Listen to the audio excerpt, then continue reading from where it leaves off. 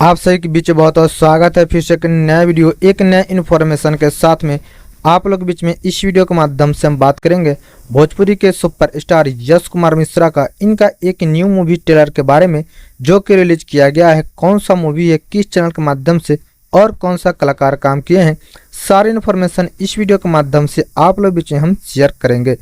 उससे पहले आप सभी हमारे चैनल पर नए हैं तो चैनल को सब्सक्राइब कर ले ताकि ऐसे न्यू इन्फॉर्मेशन का वीडियो आप लोग बीच में रोजाना हमेशा हम लाते रहते हैं। चलिए हम वीडियो को शुरू करते हैं, जो कि मूवी का नाम होने वाला है चंद्रकांता।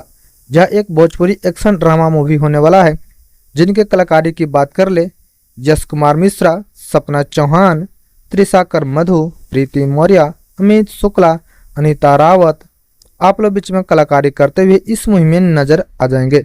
इस मूवी में संगीत से सजाए हैं साजन मिश्रा जी, गीत लिखे हैं शिखर मधुर एंड धर्म हिंदुस्तानी जी, संवाद दिए हैं मनोज गुप्ता, पटकथा दिए हैं यश कुमार या इसके चौहान जी।